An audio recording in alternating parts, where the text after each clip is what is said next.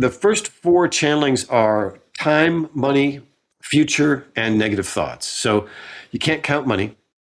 You can't believe in time. Clock, time, it's a man made thing.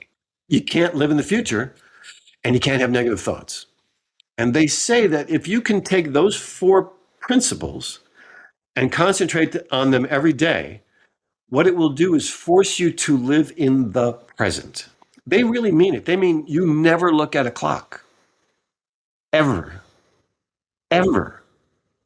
Because what it does is it constricts your ability to think. It constricts you're like, oh, I only have 5 minutes. That's not true. I'm constantly being proven that that's not true. I was doing some orders 4 or 5 months ago, and I had a feeling that the post office was going to close and I wasn't going to make them to the post in time.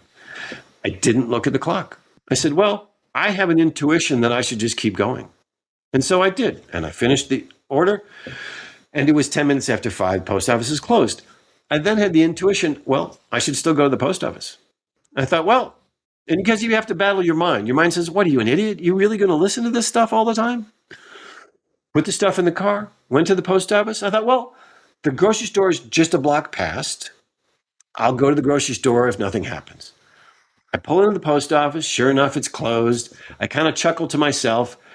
And as I'm about to leave, I see the main gate open.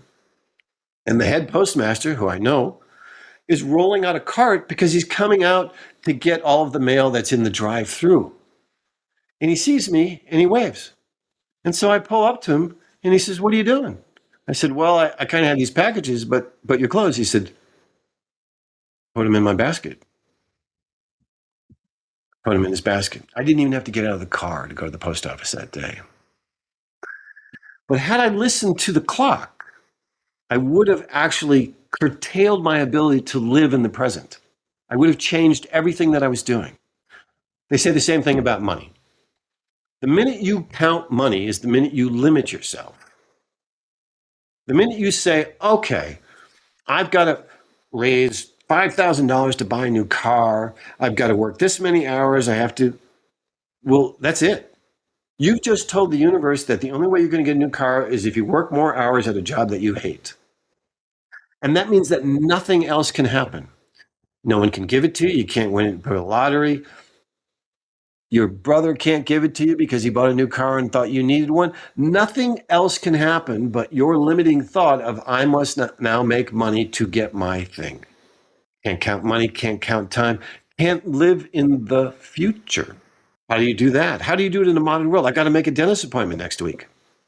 You have to start operating intuitively. When someone says, what are you doing tomorrow? You have to say, living. So, well, but what are you going to do? I don't know. When I wake up in the morning, I'll know. And they're like, well, no, you can't live that way.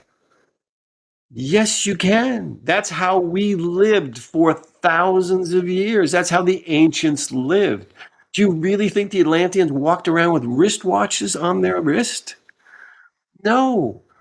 All of that traps us into having limited perspective and not being connected to everything. Because the minute you pull back, you're not living in the future. You're not relying on money to create your things. You're not looking at a clock to determine when you should do things, how you should do things, and you have no negative thoughts. That's the other hard part. You will be in the present.